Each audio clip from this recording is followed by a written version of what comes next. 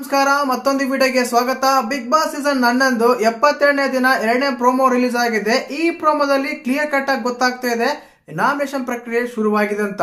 ಆದ್ರೆ ಇವತ್ತಿನ ಎಪಿಸೋಡ್ ನಮ್ಗೆ ಇದನ್ನ ತೋರಿಸ್ತಾರ, ಅದ್ರ ಬಗ್ಗೆ ಮಾತಾಡೋಣ. ನಿಮ್ಗೆ ಆಲ್ರೆಡಿ ಗೊತ್ತೇ ಇದೆ, ಬಿಗ್ ಬಾಸ್ ಸೀಸನ್ 11ಕ್ಕೆ 10 ಸ್ಪರ್ಧಿಗಳು ಬಂದಿದ್ದಾರೆ. ಒಂದು ತುಕ್ಕಲಿ ಸಂತೋಷ್, ವರ್ತೂರ್ ಸಂತೋಷ್ ಮತ್ತೆ ತನಿಷಾ ಕುಪಂಡ, ಅದಾದ್ಮೇಲೆ ನಮ್ಮ ಡ್ರೋನ್ ಪ್ರತಾಪ್, ಇಷ್ಟು ಜನ ಬಂದಿದ್ದಾರೆ. ಮತ್ತೆ ಇಷ್ಟು ಜನ ಬಂದಿರೋ ಕಾರಣ ಇವ್ರ ಜೊತೆನೆ ನಾಮಿನೇಷನ್ ಪ್ರಕ್ರಿಯೆ ಮಾಡ್ತಾ ಇದ್ದಾರೆ. ಈ ಪ್ರೋಮೋದಲ್ಲಿ ಕ್ಲಿಯರ್ ಕಟ್ ಆಗಿ ನೋಡಿದಾಗ ನಮ್ಮ ಮಂಜಣ್ಣ ಮತ್ತು ಶಿಶಿರ್ ಅವರು ದೊಡ್ಡ ಫೈಟೇ ಮಾಡ್ತಾ ಇದ್ದಾರೆ. ಶಿಶಿರ್ ಅವರು ತುಂಬಾ ವಾಯ್ಸ್ ರೈಸ್ ಮಾಡ್ತಾ ಇದ್ದಾರೆ. ಇದೇ ವಾಯ್ಸ್ ರೈಸ್ 3-4 ವಾರಗಳಿಂದ ಮಾಡಿದ್ರೆ ತುಂಬಾ ಚೆನ್ನಾಗಿರ್ತು ಅಂತ ಅನಿಸ್ತಾ ಇದೆ. ಅದಾದ್ಮೇಲೆ ನಮ್ಮ ಹನುಮಂತ್ ಇಸ್ ಬ್ಯಾಕ್ ಅಂತ ಹೇಳ್ಬೋದು. ಏನಕ್ಕಂದ್ರೆ ರಜತ್ ಅವ್ರಿಗೆ ಟಕ್ಕರ್ ಕೊಟ್ಟಿದ್ದಾರೆ ಈ ಪ್ರೋಮೋದಲ್ಲಿ. ಮತ್ತೆ ಈ ಪ್ರೋಮೋದಲ್ಲಿ ಏನಿದೆ, ಯಾರಿಗೆ ಯಾರು ಮಾತಾಡಿದ್ದಾರೆ, ಯಾರು ನಾಮಿನೇಷನ್ ಮಾಡಿದಾರೆ ಅಂತ ಒಂದು ಸ್ಲೋ ಮೋಷನ್ ಅಲ್ಲಿ ಒಂದು ರಿವ್ಯೂ ಅನಾಲಿಟಿಕ್ ಮಾಡಿ ನೋಡಿದ್ರೆ ಖಂಡಿತವಾಗ್ಲೂ ಗೊತ್ತಾಗುತ್ತೆ. ಅದ್ರ ಬಗ್ಗೆ ಮಾತಾಡೋಣ. ದಯವಿಟ್ಟು ಚಾನಲ್ ಯಾರನ್ನ ಹೊಸ ನೋಡ್ತಾ ಇದ್ರೆ ಮಿಸ್ ಮಾಡಿದ್ರೆ ಸಬ್ಸ್ಕ್ರೈಬ್ ಮಾಡಿ, ಲೈಕ್ ಮಾಡಿ, ಶೇರ್ ಮಾಡಿ. ನೋಡಿ, ಈ ಪ್ರೋಮೋದಲ್ಲಿ ಮೊದಲನೇದಾಗಿ ತುಕ್ಕಲಿ ಸಂತೋಷ್ ಅವರ ನಾಮಿನೇಷನ್ ಪ್ರಕ್ರಿಯೆ ಶುರುವಾಗುತ್ತೆ ಅಂತಾರೆ. ಅದೇ ಟೈಮಲ್ಲೇನೆ ನಮ್ಮ ಮಂಜಣ್ಣ ಬಂದ್ಬಿಟ್ಟು ಶಿಶಿರ್ನವನ್ನ ಧನರಾಜ್ ಅವರು ನಾಮಿನೇಟ್ ಮಾಡ್ತಾರೆ. ಅಲ್ಲಿ ನೋಡ್ಬೋದು ಧನರಾಜ್ ಕೂಡ ನಾಮಿನೇಟ್ ಮಾಡ್ತಾರೆ ನಮ್ಮ ಮಂಜಣ್ಣ. ಶಿಶಿರ್ ನಾಮಿನೇಟ್ ಮಾಡಿದಾಗ ಮಂಜಣ್ಣ ಒಂದು ಪಾಯಿಂಟ್ ಹೇಳ್ತಾರೆ, ಹಲವಾರು ಕಡೆ ಸ್ಟ್ಯಾಂಡ್ ತಗೋಬಹುದಾಗಿತ್ತು ಅಂತ. ಹೌದು, ಅದು ನಿಜಾನೇ. ಹಲವಾರು ಕಡೆ ಸ್ಟ್ಯಾಂಡ್ ತಗೋಬಹುದಾಗಿತ್ತು, ಮಾತಾಡಬಹುದಾಗಿತ್ತು. 3-4 ವಾರಗಳ ಇದ್ದ ಶಿಶಿರ್ ಇವಾಗ ಕಾಣ್ತಾ ಇಲ್ಲ. ಅದು ಸಂಡೇ ಎಪಿಸೋಡ್ ಕೆಲವರು ಹೇಳಿದ್ರು, ನಾನು ಅನಾಲಿಟಿಕ್ ಮಾಡಿದ್ರು, ಐಡೆಂಟಿಫೈ ಮಾಡಿದ್ರು, ಅದನ್ನೇ ಶಿಶಿರ್ ಆಟದಲ್ಲಿ ಕಾಣ್ತಾ ಇಲ್ಲ. ಕೇವಲ ಮೋಕ್ಷತಾ ಐಶ್ವರ್ಯ ಹತ್ರ ಸ್ವಲ್ಪ ಕ್ಲೋಸರ್ ಆದ ಕಾಣ್ತಾ ಇದಾರೆ. ನೀವು ನಂಗೆ ಪ್ರಶ್ನೆ ಮಾಡ್ಬೋದು, ಮಂಜಣ್ಣ ಕೂಡ ಕ್ಲೋಸ್ ಇದಾನಲ್ಲ ಗೌತಮಿ ಹತ್ರ, ಅಷ್ಟು ಬಿಟ್ರೆ ಏನ್ ಮಾಡ್ತಾರ ಅಂತ. ಕ್ಲಿಯರ್ ಕಟ್ ಆಗಿ ಹೇಳ್ಬೋದು, ಮಂಜಣ್ಣ ಟಾಸ್ಕ್ ಅಂತ ಬಂದಾಗ ಮಂಜಣ್ಣ ಅಂತಾರ ತ್ರಿವಿಕ್ರಮನು ಆಡಲ್ಲ, ಇನ್ನು ಮನೇಲಿ ಯಾರು ಆಡಲ್ಲ. ಟಾಸ್ಕ್ ಅಂತ ಬಂದಾಗ ಎಂಟರ್ಟೈನ್ಮೆಂಟ್ ಬಂದಾಗ ಎಂಟರ್ಟೈನ್ಮೆಂಟ್ ಮಾಡ್ತಾರೆ, ಮಾತಾಡ್ತಾರೆ. ಕೆಲವರನ್ನ ಯಾವ ರೀತಿಯಾದ ಒಂದು ಆಟದಿಂದ ಕೂರ್ಸ್ಬೇಕು, ಯಾವ ರೀತಿಯಾದ ಒಂದು ತಗ್ಗಿಸ್ಬೇಕು, ಯಾವ ರೀತಿಯಾದ ಒಂದು ಆಟ ಆಡಿಸ್ಬೇಕು ಅವ್ರ ಹತ್ರ ಅಂತ ಬಂದಾಗ ಮಂಜಣ್ಣ ಸ್ಟ್ರಾಟಜಿ ಯಾರು ಯೂಸ್ ಮಾಡಲ್ಲ. ಸುಮ್ಮನೆ ಬಂದಿಲ್ಲ ಸ್ಟ್ರಾಟಜಿ ಕಿಂಗ್, ಗ್ರೇ ಏರಿಯಾ, ಆ ಏರಿಯಾ, ಈ ಏರಿಯಾ ಅಂತ. ಆದ ಕಾರಣ ಮಂಜಣ್ಣ ನಮ್ಮ ಶಿಶಿರ್ ಕಂಪೇರ್ ಮಾಡಿದ್ರೆ ಬೆಸ್ಟ್ ಅಂತ ಹೇಳ್ಬೋದು. ಒಂದು 100ಗೆ 80% ಇವರು ಆದ್ರೆ 50% ಇವರು ಆಗ್ತಾರೆ, ಆ ರೀತಿ ಆಗಿರುತ್ತೆ.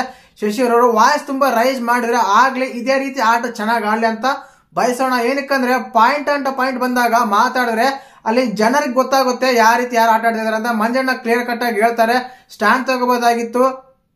ಅದಾದ್ಮೇಲೆ ಟಾಸ್ಕ್ ಅಂತ ಬಂದಾಗ ನೀವೇನು ಆಡಿಲ್ಲ ಅಂತ, ನಿನಗೂ ನಂಗೆ ಕಂಪೇರ್ ಮಾಡದೇ ಇರಲ್ಲ ಅಂತ. ಅದು ನಿಜಾನೇ, ಅವ್ರಿಗೆ ಕಂಪೇರ್ ಮಾಡಿದ್ರೆ ಮಂಜಣ್ಣ ಬೆಸ್ಟ್ ಅಂತ ಹೇಳ್ಬೋದು ಕ್ಲಿಯರ್ ಕಟ್ ಆಗಿ.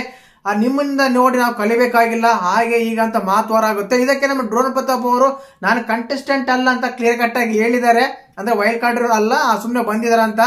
ನನ್ನ ಎದುರುಗಡೆ ಇಷ್ಟು ಕಿತ್ತಾಡ್ತೀರಾ ನೀವು, ವಾಯ್ಸ್ ರೈಸ್ ಮಾಡ್ತೀರಾ, ಹಾಗೆ ಹೀಗೆ ಅಂತ ಹೇಳಿ ಹೇಳ್ತಾರೆ. ಬಿಗ್ ಬಾಸ್ ಮನೆ ಇರೋದೇ ಹಾಗೆ. ಬಟ್ ಲಾಸ್ಟ್ ಅಲ್ಲಿ ಡ್ರೋನ್ ಪ್ರತಾಪ್ ಅವರು ಆ ರೀತಿ ಇರಲಿಲ್ಲ. ಅದೇ ಕ್ಯಾಟಗಿರಿಯಲ್ಲಿ ಇನ್ನೂ ಇದ್ದಾರೆ ನಮ್ಮ ಡ್ರೋನ್ ಪ್ರತಾಪ್ ಅವರು. ಅವ್ರ ವ್ಯಕ್ತಿತ್ವನೇ ಅಷ್ಟ ಅಂತ ಹೇಳ್ಬೋದು. ಇನ್ನು ಅದಾದ್ಮೇಲೆ ನಮ್ಮ ಒತ್ತು ಸಂತೋಷ್ ಕರ್ಕೊಂಡು, ಒತ್ತು ಸಂತೋಷ್ ಅವರು ಜೈಲಲ್ಲಿ ಇದ್ದಾರೆ. ಯಾಕಂದ್ರೆ ನಮ್ಮ ಇವರು ಗೋಲ್ಡ್ ಸುರೇಶ್ ತಗೊಂಡು ಹೋಗಿ ಅವ್ರ ಹತ್ರ ಅಲ್ಲಿ ನಾಮಿನೇಟ್ ಮಾಡಿಸಬಹುದು. ಅದೇ 4 ಜನ ಬಂದಿದ್ರೆ 4 ಜನ ಇಬ್ಬರು ನಾಮಿನೇಟ್ ಮಾಡಿಸ್ತಾರೆ ಅಂತ ಅನ್ಸುತ್ತೆ. ನಮ್ಮ ಹನುಮಂತ್ ಅವ್ರನ್ನ ಇವ್ರು ಮಾಡಿಸ್ತಾ ಇದಾರೆ, ಯಾರು ನಮ್ಮ ತುಕ್ಕಲಿ ಸಂತೋಷ್ ಅವರು. ಹನುಮಂತ್ ಅವರು ತುಂಬಾ ಒಳ್ಳೆ ಮಾತಾಡ್ತಾ ಇದಾರೆ. ಇದೇ ರೀತಿ ಮಾತಾಡ್ಬೇಕು, ಇದೇ ರೀತಿ ಮಾತಾಡ್ತಾ ಇದ್ರೆ ಅವ್ರಿಗೆ ಆಟಕ್ಕೂ ಒಳ್ಳೇದು, ಗೆಲ್ಲಕ್ಕೂ ಒಳ್ಳೇದು ಅಂತ ಹೇಳ್ಬೋದು. ವ್ಯಕ್ತಿತ್ವ, ಸಿಂಪತಿ ಅಲ್ಲ, ವ್ಯಕ್ತಿತ್ವ ಆಗ್ಲಿ, ಮುಗ್ಧತೆ ಆಗ್ಲಿ, ಸಿಂಪತಿ ಆಗ್ಲಿ, ಇವೆಲ್ಲಾನು ಇದಾವೆ. Okay, done. ಬಟ್ ಮಾತಾಡಬೇಕು, ಎಲ್ಲದಕ್ಕೂ ಒಂದೇ ಮಾತ್ರ ಉತ್ತರ ಮುಗಿಸಿದ್ರೆ ಜನಕ್ಕೆ ತಟ್ಟಲ್ಲ. ಜನಗಳ ಮನಸ್ಸಲ್ಲಿ ಒಳಗಡೆ ಹೋಗಿ ತುಂಬಾ ಕಷ್ಟ ಆಗುತ್ತೆ. ಆದ ಕಾರಣ ಪಂಚ್ ಡೈಲಾಗ್ ಆಗ್ಲಿ, ಮಾತಾಡೋದಾಗ್ಲಿ, ವಾದ ಮಾಡೋದಾಗ್ಲಿ ಮಾತಾಡ್ಲೇಬೇಕು. ಬಿಗ್ ಬಾಸ್ ಮನೆಯಲ್ಲಿ ಸೈಲೆಂಟ್ ಆಗಿದ್ರೆ ಗೆಲ್ಲ ತುಂಬಾ ಕಷ್ಟ. ಆದ್ರಿಂದ ಟ್ರ್ಯಾಕ್ ಬಂದಿದ್ರೆ ಹನುಮಂತ್ ಅವ್ರು ಹೇಳ್ಬೋದು. ಯಾಕಂದ್ರೆ ರಜತ್ ಅವ್ರು ಹೇಳಿದಾಗ ರಜತ್ ಅಣ್ಣ ನೀವು ಮಾತಾಡಲ್ಲ ಅಂತ ಹೇಳ್ತಾ ಇದ್ರಿ, ಅದಕ್ಕೆ ನಾವು ಮಾತಾಡಕ್ ಶುರು ಮಾಡ್ತೇನೆ ಅಂತ ಹೇಳಿ ನಾಮಿನೇಟ್ ಮಾಡ್ತಾರೆ. ಬಾಯ್ ಅಂತ ಹೇಳಿ ಈ ಪಂಚ್ ಡೈಲಾಗ್ಸ್ ಇರಬೇಕು, ಇಲ್ಲ ಅಂತಲ್ಲ. ಬಟ್ ಒಂದ್ ಮಾತು ಬರುತ್ತೆ ಹನುಮಂತ್ ಅವರಿಂದ, ನಾನು ಇವ್ರನ್ನ ಯಾರನ್ನ ಒಪ್ಸಕ್ ಬಂದಿಲ್ಲ, ಜನನ್ನ ಮೆಚ್ಚಕ್ ಬಂದಿರೋದಂತ. ಆ ಪಾಯಿಂಟ್ ಇದೆ ನೋಡಿ, ಸೂಪರ್ ಆಗಿದೆ. ಈವರೆಗೂ ಬಿಗ್ ಬಾಸ್ ಮೇಲೆ ಇಂಥ ಮಾತು ಕಡಿಮೆ ಬಂದಿದೆ. ಬರೀ ಮನಸ್ತಾಪ, ನನ್ನ ಅವ್ರು ಮಾಡಿದ್ರು, ಟಾರ್ಗೆಟ್ ಮಾಡಿದ್ರು, ಮನಸ್ಸು ಕುಗ್ಸೋ ಮನ್ಸು ಮಾಡ್ತಾ ಇದಾರೆ, ಹಾಗೆ ಹೀಗೆ ಅಂತೆಲ್ಲ ಹೇಳ್ಕೊಂಡು ಆಟ ಆಡ್ತಿರೋ ಮಧ್ಯದಲ್ಲಿ ಇಂಥವ್ರು ಜನ ಮೆಚ್ಚಕ್ ನಾನು ಬಂದೀನಿ ಅಂತ ಹೇಳ್ತಾರೆ ನೋಡಿ. ಅದು ಈಸ್ ಅ ಪರ್ಫೆಕ್ಟ್ ಆನ್ಸರ್ ಅಂತ ಹೇಳ್ಬೋದು. ಆ ರೀತಿ ಇದೆ.